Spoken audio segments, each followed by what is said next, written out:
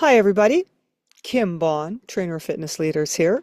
Welcome to our May workshop. It is number 5 in our series already. I cannot believe we're at 5 out of 12. You'll see me outside here, my outside atmosphere, South Central BC, a beautiful evening. And I thought I would record it out here. As many of you know, I am a nature person, so I love being in the outdoors. And May is all about being outdoors, just like our last one was all about being outdoors. So as we can as Canadians, it's a good time to get in that vitamin D. So this month, month 5, we're talking about brain gains. So we're going to talk about physical activity and combining the cognitive and talking about things like neurocircuits. So I'm going to share my screen here. We'll start with the presentation and we will get into it. Let me get my process going.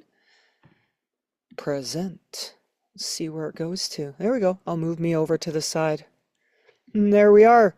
So this month is brain gains, and it's about cognitive health and the aging coach.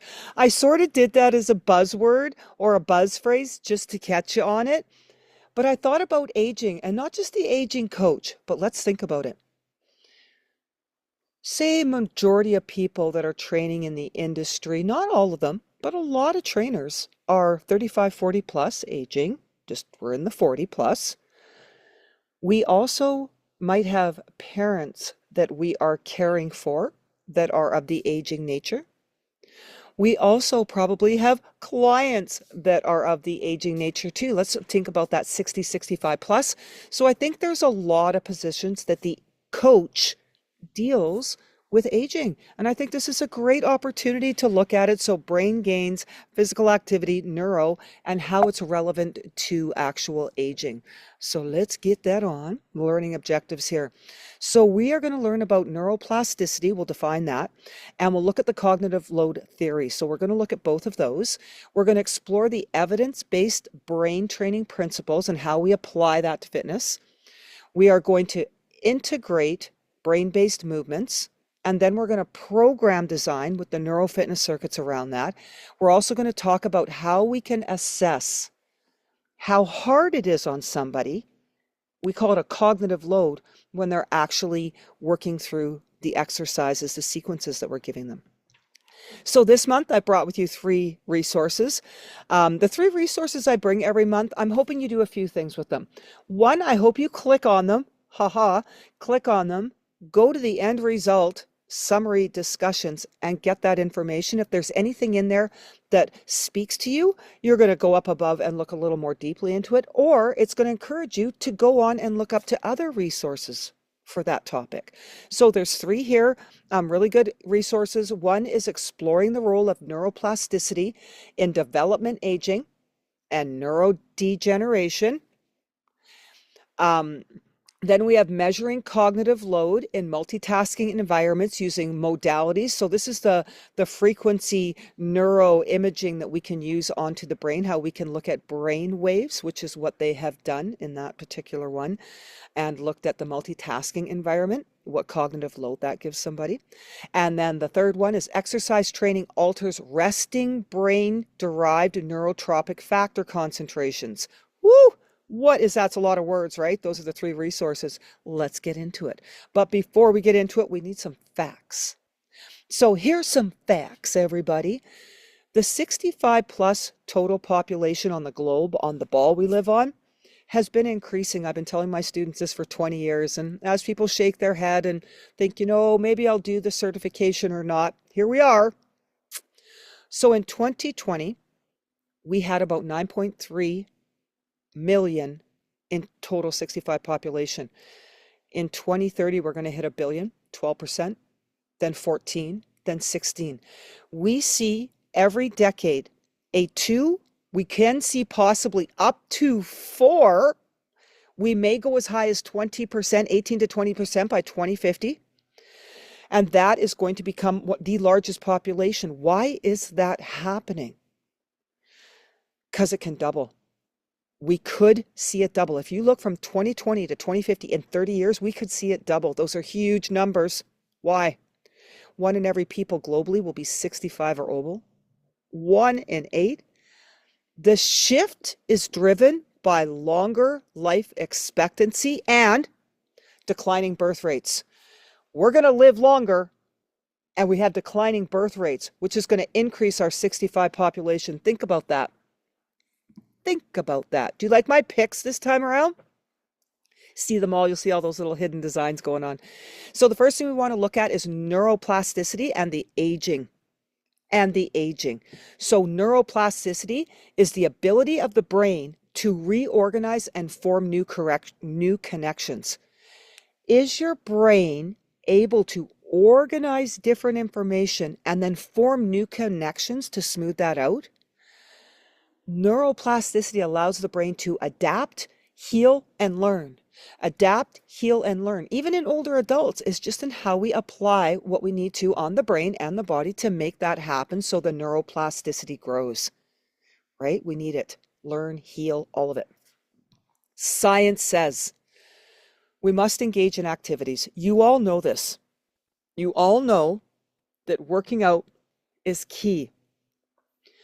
Neuroplasticity, though, comes from learning new skills or engaging in activity because it's going to help maintain our cognitive function, but it's also going to slow the cognitive decline in older adults. That is out of one of our resources. So quote unquote there for you. Why is that neuroplasticity and movement so important to us? Why is it important to aging? So I'm going to go back here. Adapt, heal, and learn. Reorganize and form new connections. Why is it important to us? Because it's going to help us keep our memory and decision making very sharp. It's going to support emotional regulation and resilience. And it's going to promote it through consistent movement, learning, and novelty. What is something new and unusual for somebody? So it's always good to do new things. Let's look at our acronym this month. So this month we are going to talk about brain-derived neurotrophic factor, BDNF. What is BDNF protein? It's brain protein. We're just going to keep this simple. It's brain protein that fertilizes the brain. Why? So it can adapt, learn, heal. It can do all of that. It is a protein that supports brain cell survival, growth, and communication. Known as fertilizer for the brain. Another great quote. Brain-derived neurotrophic factor, BDNF, a protein of neurotrophin's family, is mainly found in the central nervous system that is well known for its properties in neurons, plasticity, and nerve growth. So we must have it, BDNF. We're hearing a lot about neurotrophics. We're hearing it everywhere. Supplementation is huge in that. What movement components increase your BDNF, your brain protein? What does it? You'll think, oh, it's all the same stuff. Yeah, but it comes back to that factor where we talked about in our second month, I believe it was, in the intensity of the exercise. Aerobic exercise, especially moderate to vigorous intensity. Resistance training, we know that. Pick up the dumbbells, pick up the bands, move the muscles. Dual task drills that challenge your brain and your body. There's our new ones. Post-exercise recovery also triggers brain growth if we do enough exercise at a high intensity level. Movement must be consistent, learning, and novel and new. Number 3 there. Okay, right? Must hit the nervous system.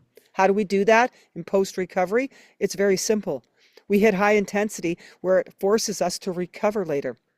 So let's look at the application. Introduce new, progressive, challenging movements that can rewire aging just like muscles. Coaching. Change how.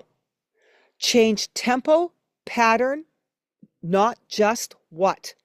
So if you're touching cones or something, and say we have 3 cones and we have a blue, a yellow, and a red, change up the patterns. Change it around all the time.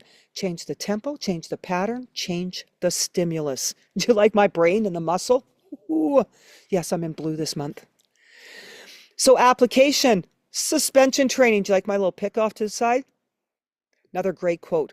Overall, our systematic review with meta-analysis demonstrated, so this is what all the detail demonstrated, exercise training significantly increases resting BDNF concentrations in older adults with, the largest effect sizes observed for moderate to vigorous intensity exercise performed 3 to 4 times a week over a training duration of at least 12 weeks.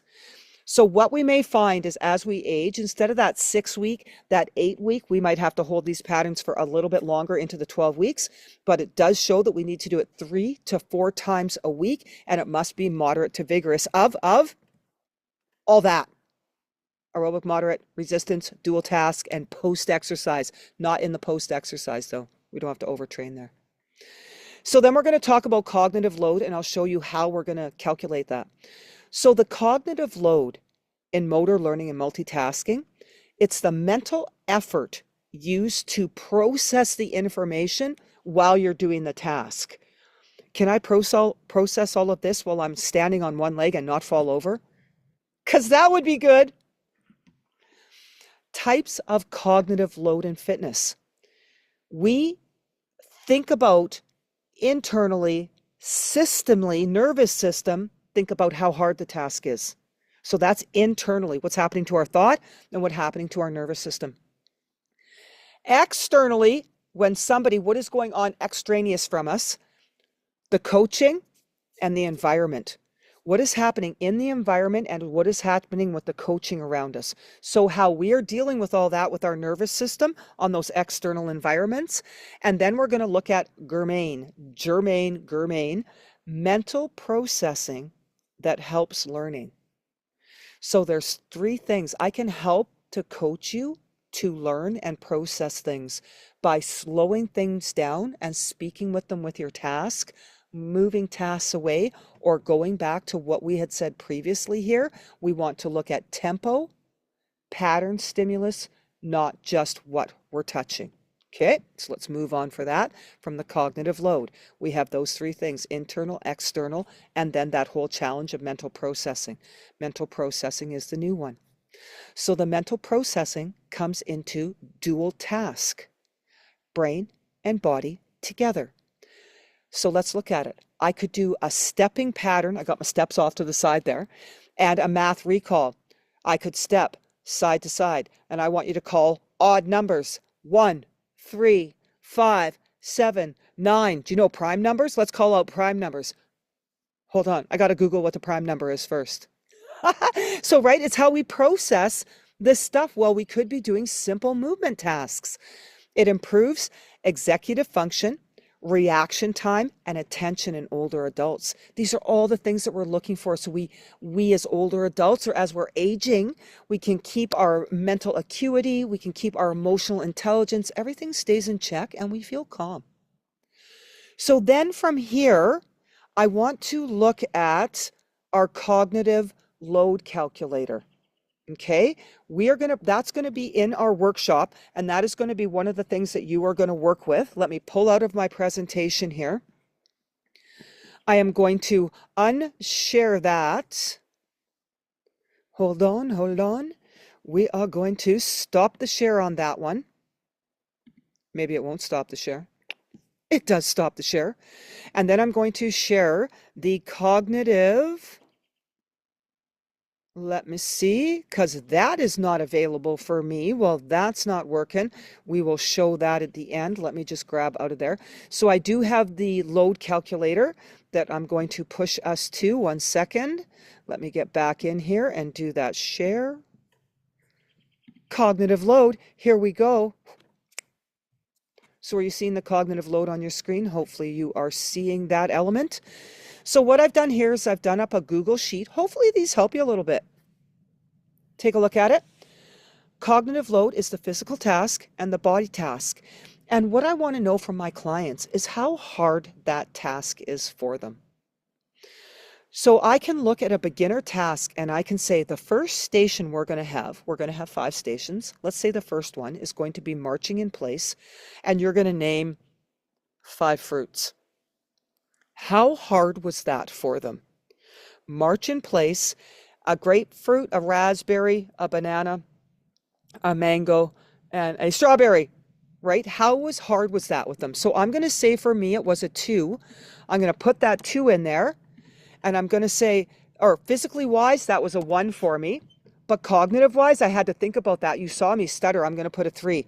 So that is going to be a 4. So out of a 10 cognitive load, 1 to 5, that's a 4. So that's only a low moderate to me, not too bad. Whereas if I come up to the intermediate, and you can all get a chance to try this out, you can calculate it. And we have some of these things in the neurocircuits. So you can then ask your clients, on a scale of 1 to 5, how hard was the physical task? 4. Okay. When I asked you how many fruits, how hard was that? Okay, that was a 5 because I couldn't think that fast. Okay, good to know. So you can be doing this while your client is actually performing that, or keeping that mental a mental number yourself so you can fill that in later. These are things that we can use as coaches to also keep our mental acuity going. So I'm going to stop the share on that one. I'm going to go back into our presentation. So that worksheet will be there for you, just so you know. And okay, it's just messing with me. Come on. Now I got to go back into my presentation. Let's get her going. It disappeared on me. Did you disappear? You did not disappear. I know you didn't, my little shaky tray here that I'm using. There we go. Let's get back into that share. We're going to pull that down. Back into presentation mode. Present. And let's go. So now we want to take a look at cognitive load. We just looked at that. I'm going to pull that down in case that's into your screen. We'll put that one up there. I'll pull this one so it's not in your position at all and it's just off. So we went and looked at the calculator load, which is the physical task with the mental task. When we put those together on a scale of 1 to 10, each has 5. How hard was it? Some will find the physical harder. Some will find the mental harder. Next, programming. Oh, sorry. Neural fitness circuit. We have a beginner, an intermediate, and an advanced one. So let me know how you like these. Let me know. You can change these. They just give you an idea. You can make cards with them. There's just so many simple things. So I put off to the side there, we have our FIT principle, frequency 3 to 4 times a week. You can see it off to the side.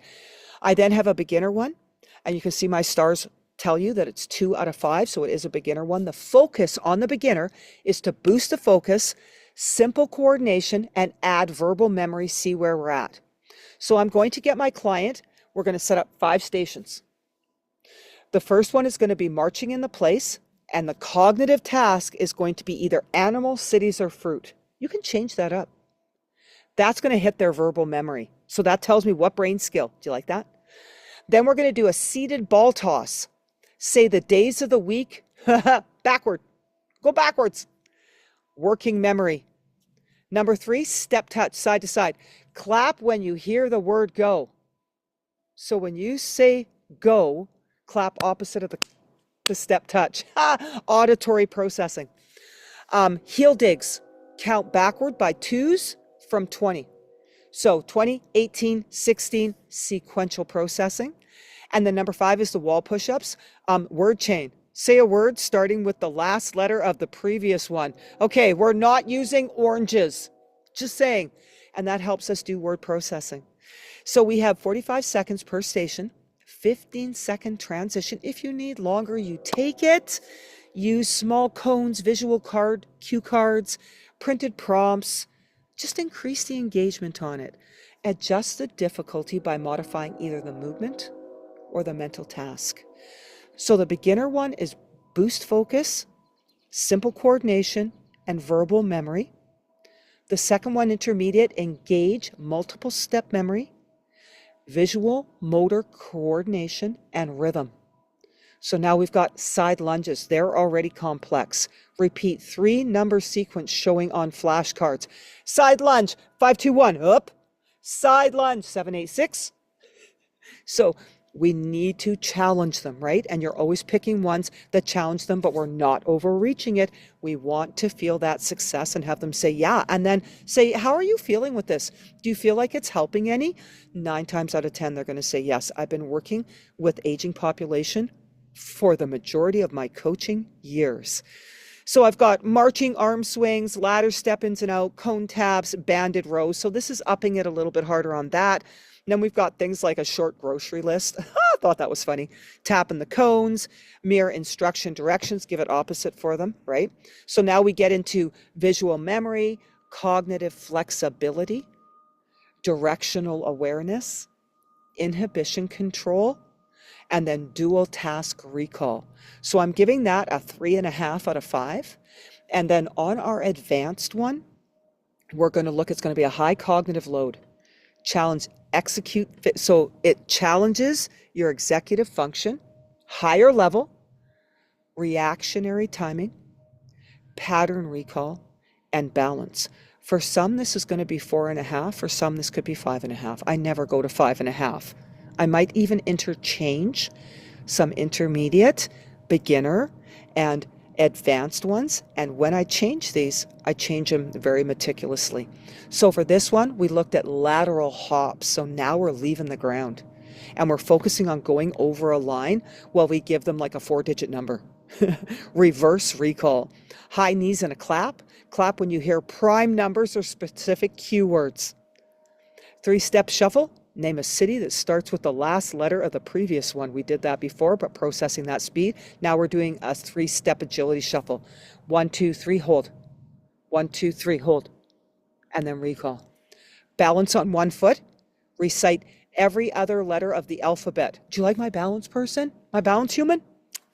Cognitive control. And then the medicine ball slams is pattern recognition with identifying a pattern in numbers. Again, same advice there. It all stays the same. It just ups the game. This one particularly on the high cognitive load. So if you ask me when I'm training all of this, and I do a lot of this in my classes, anybody that comes and attends my classes, you get neuro training every class, even if it's only for 2 minutes, because it's super important. And the majority of my clients, I have up to, in a group class online, I hold up to about 36 people. It's about the most I've ever had at one time. And then in my small groups, I hold 4 or 6 on my screen so I can see specifically what they're doing. And I have it on a 60-inch screen so I can see it very meticulously.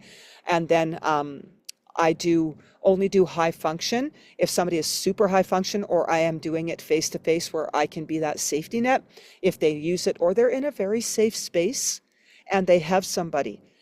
I have a client that works online with me, and her son, she lives with her son, and her son does the work with me. It is a fabulous mesh.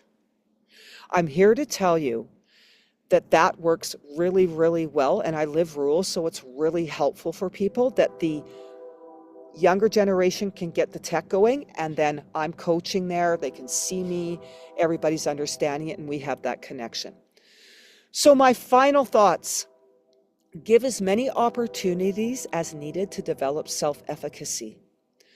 From somebody who has worked in the world of education and specializes, because I genetically had one. Genetically, it runs in both sides of our family, and I am one. I understand learning challenges, and I've spent my whole entire life and career learning how to teach unique thinkers, including my son. Change one item and keep the rest. Build on the success. So even though you see the neurocircuit there, you might want to take a beginner, intermediate, or advanced and hold that advanced coming in very slowly, but let them know that they're moving up, right? Celebrate the accomplishments. Celebrate it. I know myself, I want somebody to say to me, do you feel like you're doing better? Yeah, I do. I feel good about it. Excellent. That is a great accomplishment. What are you going to go out and do to celebrate that? So we can set those celebrations up for them, which is wonderful to do. Have fun with it. You got to have fun. Without fun, We got nothing. Do you like my arrows coming out of the brain? Oh, my pictures. So once again, I want to thank you all for accepting the education challenge, the 12-month fitness education challenge, putting that on through True Northwest Academy, which is my education company, and my fitness customer service company as well. Add people. Get them coming. If you know people that are interested in fitness education, they don't have to do this for certification or continuing education. They can do it because they need BDNF. They need brain neuroplasticity. They could be doing it for that, right? We know about that. So then as well, education challenge here at the end, make sure you get in the community. I will be doing a live to launch them every month. And we start coming up with the prizes and the motivation, successful rewards. We are going on our 5th month. Those that have got 4 months gone, we need to start rewarding you for your successes in keeping on top of this very challenging 12-month focus. Let's face it, if we can't do a challenge, we shouldn't be asking our clients to do a challenge. So at the end here too, I also have how we are doing my little process. So we have our community group. There's additional content. You're going to see this presentation. You're going to be watching that from YouTube. We have our activity, which is our cognitive calculator. We have our quiz going on and our feedback survey. All the extra content is in the group. So I hope that you're liking what you're seeing here. Again, there's me on a balance board in my Crocs. Hope you're enjoying the workshops. Let me sneak out of this one. I will stop sharing that, get you back into full screen with me. So after you've seen this, you've already seen we did a live launch on this. I'll be coming at you from June, but enjoy this workshop. Any questions, get into the Facebook group. Kim Bond, you know how to get a hold of me. Let's keep rocking these challenges. Have a great time with it. Refer our people in here. Let's get to the prizes that are coming up there. Oh, my eyebrow does that very, very well. Good control of that. And we will see you in the next one. Enjoy the workshops. Kim out.